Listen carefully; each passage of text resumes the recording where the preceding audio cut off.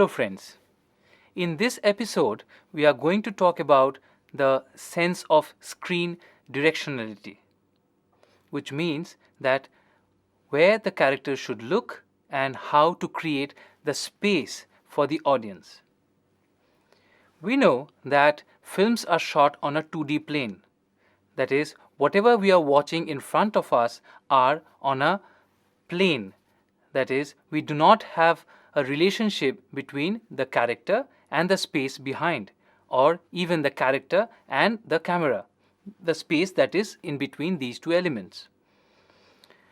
From the theater age, we have moved into the film age, where the cameras can be positioned anywhere we want. From the long shot, now we can get closer to the characters, get their emotions, get their action details, and everything. Now the question is, can we place the camera anywhere we want? The answer would be no, because the relationship between the audience and the character is defined by the space that the editor creates. By space, we mean the physical things that are arranged within the mise-en-scene.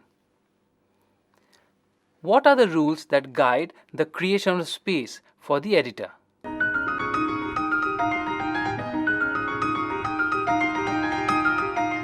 Let me give you an example of two people talking and you are watching the conversation as an observer. In this case, you will look at character 1 and in certain cases you will look at character 2. When you are filming this, you will definitely need two different angles from character A and from character B. Now, when I'm looking to my right, I more or less compose a frame and I see the character is looking left of frame. When I look to my left, I see the character who is sitting opposite to character A is looking right of frame. This defines my position as an observer. As I am watching these two characters converse with each other, I am not supposed to go to any other location within that given space. This is also a rule that applies when you are editing a film and precisely when you are shooting a film. This is called the imaginary line rule or the 180-degree rule.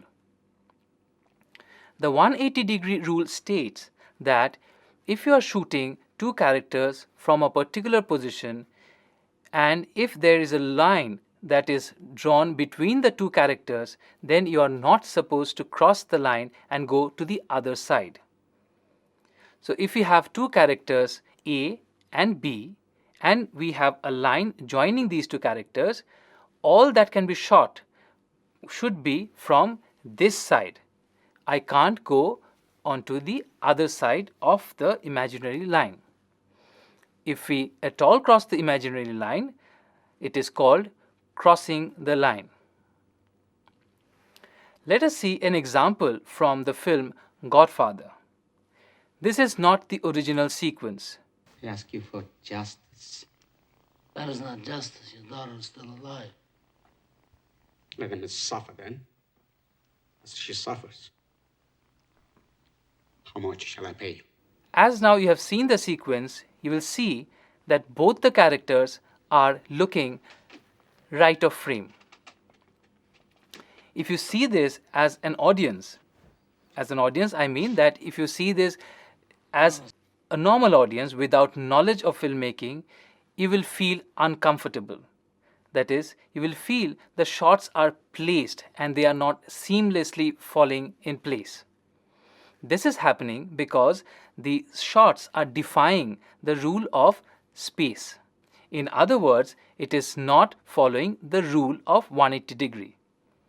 Now let us see the example which is corrected, which is actually there in the film. Justice, your daughter is still alive. Let him suffer then, as she suffers. How much shall I pay you? Now if you see the conversation happening between these two characters, you will see one character is looking left of frame, the other character is looking right of frame.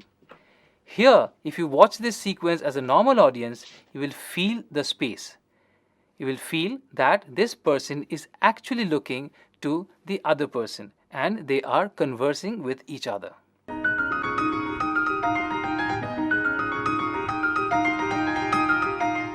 While maintaining the 180-degree axis rule, it is often seen that in certain films, the reference of the character who is back to camera is used as a reference. The part of his or her body is used as reference.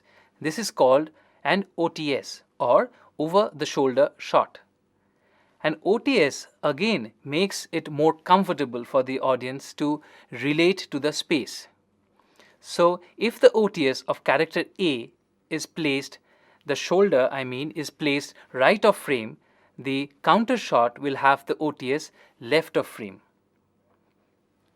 But when the director chooses not to use the reference, then the 180-degree rule becomes indispensable, because you have no other way to establish the space and the directionality.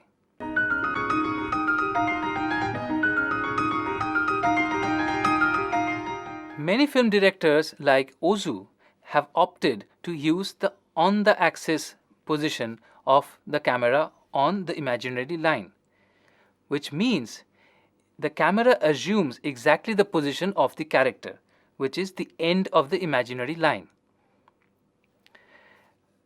Giving the camera an angle gives the direction of the character towards the other part of the frame. But if the shot is on the axis, then the character looks straight onto the camera, as I am looking towards you. This does not have a technical problem, but the actor always looks into the camera and the sense of directionality is minimized here. So the character can be facing any which way and the director can choose any angle he wants, because the sense of space or sense of the imaginary line is actually gone in this case. Let us see an example from an Ozu film. Here you will see the characters actually sit on the axis. When we cut closer to these shots, then he chooses to use OTS, and then when he cuts close to the character, he chooses the on the axis position.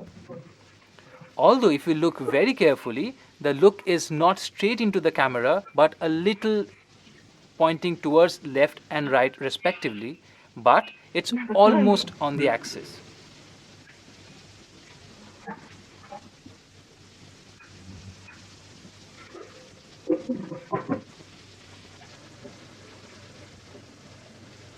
Come 服部さんどう思どうってう？服部だよ。いい方じゃないの。This kind of treatment is mostly seen in Japanese films, especially coming from Ozu, because the Japanese culture is more or less like this. People sit and people talk to each other frontally. Otherwise, on the imaginary line or on the imaginary axis, the camera can move anywhere he wants, but the camera should not move until and unless there is a dramatic necessity. That is, when you want to cut close for dramatic emphasis, that we have already explained in our previous episodes. The 180-degree axis rule that we explained should not be broken as far as classical narrative or classical filmmaking is concerned. But in many cases, the rule is broken. There are methods to break the rule. That is, there are methods in which the breaking of the rule is not seen, or there are methods in which the breaking of the rule can be salvaged. We will see examples from different films where we see the breaking of the rule happening. With certain filmmakers like Ozu, as I have already mentioned, the breaking of the 180-degree rule has happened a number of times. But the method in which the shots are taken and the mesosyne and everything put together does not make it disorienting. So one can understand the rule break is intentional and not accidental. Let us now see examples where the rule can be broken and it does not affect the audience's perception of space.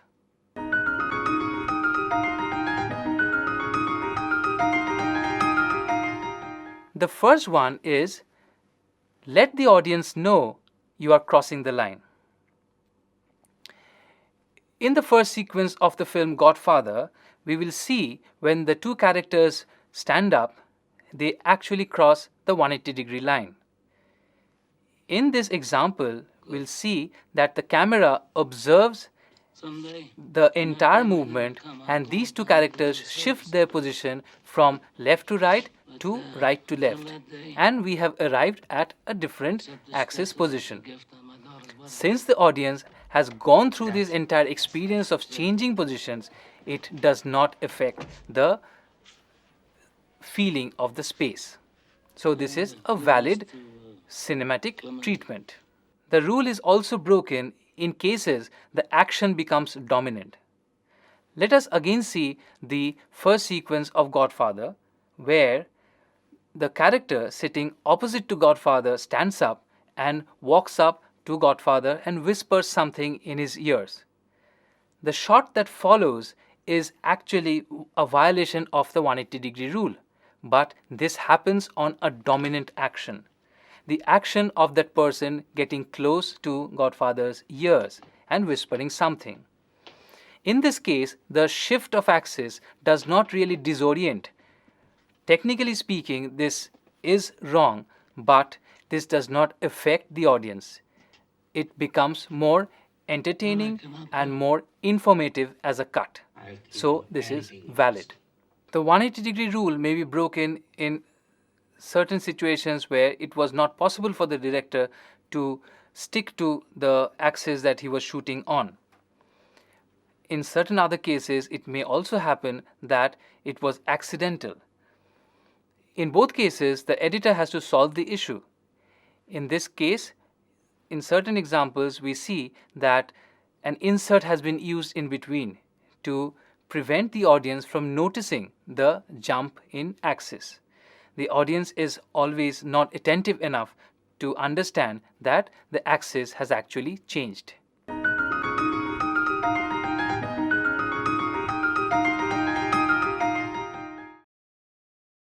Let us now examine the rules that an editor should follow when cutting within a given space. Let us give an example of a sequence which is happening inside a room. Obviously, the first rule that has to be followed is the 180-degree rule, where the camera can move from point A to point B. Usually, a cut is made on magnification change. That is, we move from a wider shot to a closer shot and then again back to a wider shot or a mid shot, depending on the narrative structure. But if the director wants to move from point A to point B without changing the magnification, then the rule that applies here is called the 30-degree rule.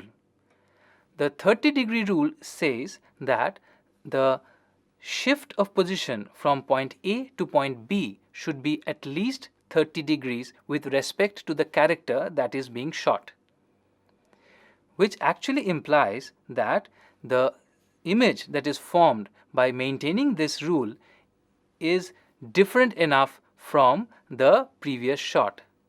Otherwise, this will look like a jerk. Let us give an example from the film High Noon. Here we see that the shots that are cut one after the other is not maintaining the 30-degree rule. To mend this problem, the editor has used a shot of the clock in between as an insert. If we remove the shot of the clock, then we'll see the cut is not 30 degrees apart. But since there is an insert of the clock in between, the jerk is not visible to the audience. Continuity editing evokes expectation, which means that when an action is happening, like a person is moving from point A to point B, doing an action, etc., as an audience, we are always expecting what is going to happen. That is, we are speculating the action much before it is actually seen on screen. This is called evoking expectation. I am expecting something to happen on screen. Let me give you an example of a film by Jean Renoir called The Rules of the Game. In this film, we see an entire action sequence on a long shot. After a point of time, there are two people or two sets of people fighting with each other on a long shot. As a normal moviegoer, I would expect, and I would also expect the editor to cut close to the action happening. I should cut close to the punches, I should cut close to the person falling down, etc., as it happens in other films. But it does not happen in case of Jean Renoir's film, The Rules of the Game. This is called evoking expectation. Jean Renoir actually wanted to say something else with this shot. There are two layers of incidents happening in the same frame, and that is what made the scene interesting.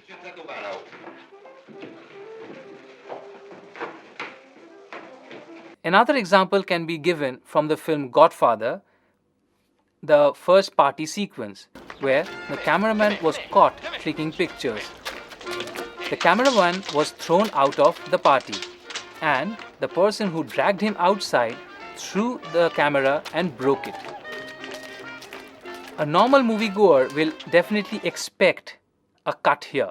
He will expect the cut of the camera falling and eventually breaking into pieces. But the director here preferred to keep out of it. In this case, the director wanted to minimize the sensation caused by the breaking of the camera. He wanted to prove that the cameraman was as unimportant as the camera. So he preferred a long shot than to cut to a closer shot. But all these sequences are working because the audience is expecting a cut.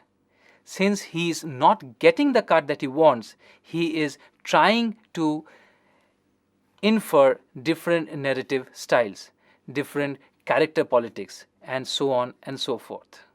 The cause-effect relationship between two shots are also important and things that the editor should think about. By cause-effect relationship, I mean that shot A and shot B is related with a cause and an effect. If shot A is the cause, shot B should be the effect, or vice versa. Let me give you an example from a film called Run Lola Run. Here, the girl who runs into her father's office enters her father's office, and as the conversation proceeds, she screams. Her scream makes a wall clock shatter into pieces.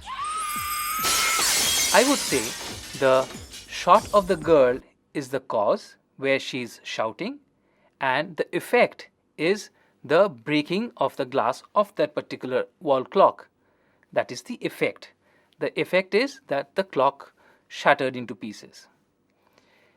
In the same sequence, if I reverse the order, that is, the girl enters her father's office, the conversation goes on, and the clock shot is placed first. The clock shatters for some reason, and then the girl shouts. In this particular example, the shot of the clock becomes the cause, and the shouting girl becomes the effect. So placement of shots in different orders changes the cause-effect relationship between two shots. Matching an action also creates the sense of space. When shot A's action continues to shot B, it also enhances the space or extends the space from space A to space B. In this example from the film High Noon, we see the lady at the reception. She inquires about certain lady What is Mr. staying Mears' upstairs, phone and she walks up the stairs. 3. Thank you.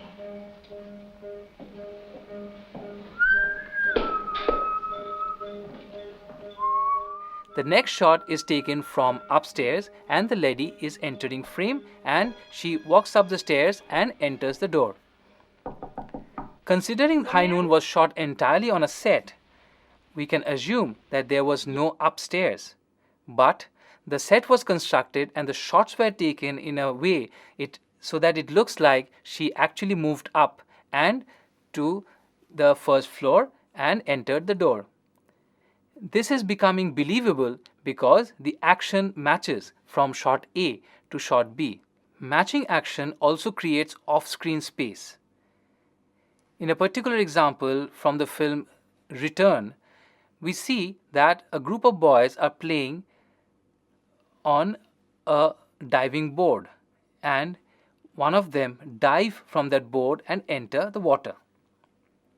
The director has taken two shots. One, the shot of the boy jumping, and the second shot is taken from the water level where he actually jumps and enters the water. In this particular edit, the space between the diving board and the water is established by the cut. Let me give you two examples. In the first example, we will try and create the space between the water and the board, which is much more. Because when we cut from shot A to shot B, that is, in the shot A, the boy jumps, and in shot B, the boy enters water. If the shot or the action of the boy entering water is delayed for a few seconds, then the distance between the board and the water increases. So the space which is not actually seen in the images are established with off-screen space creation with the help of this cut. Смотри, подмышки не отбей.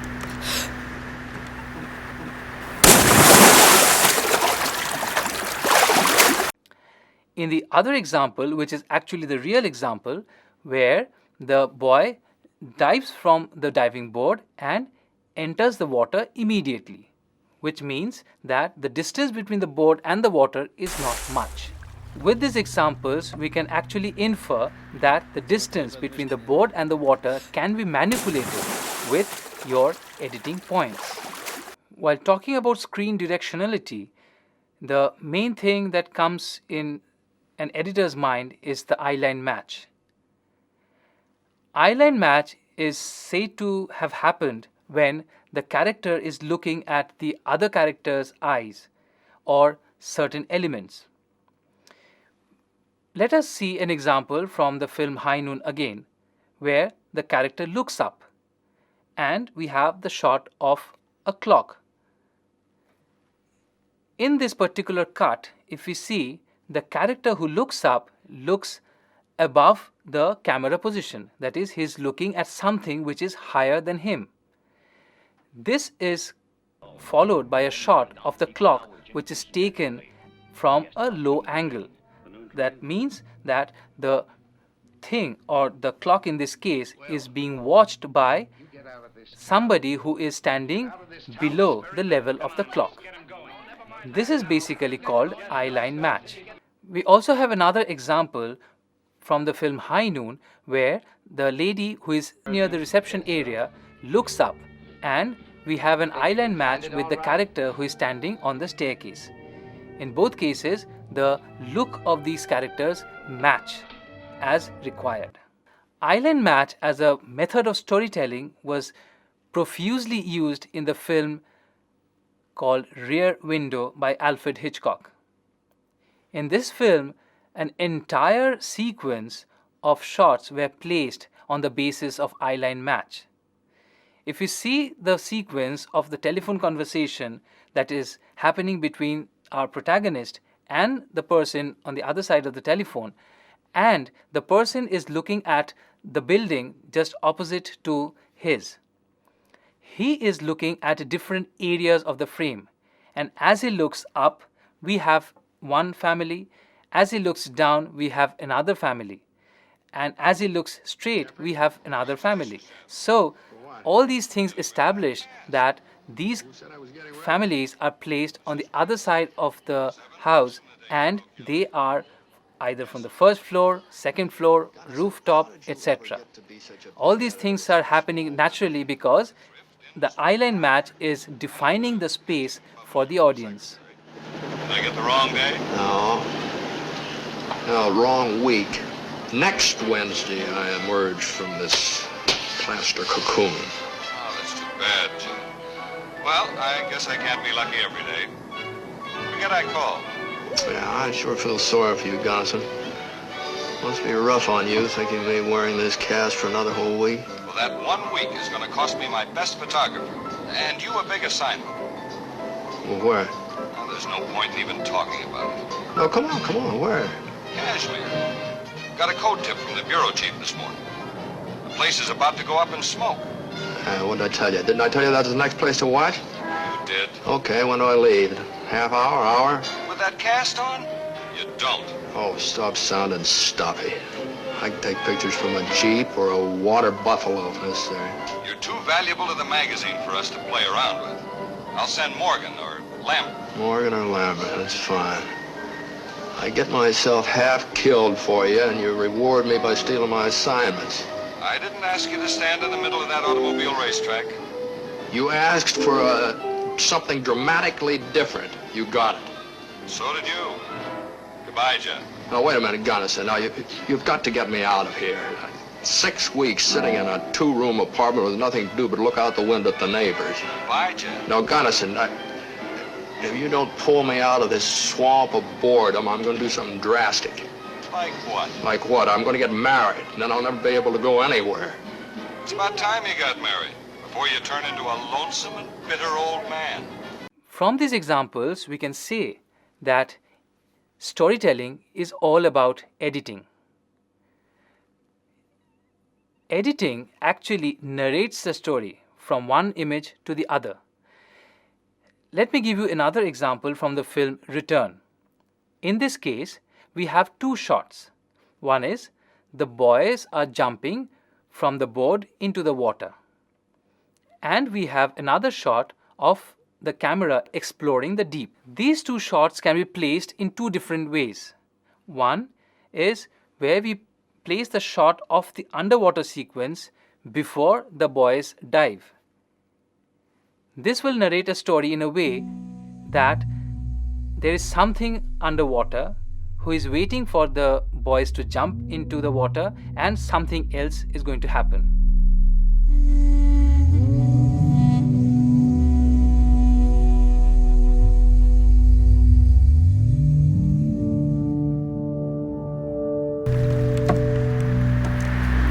Смотри, подмышки не отбей.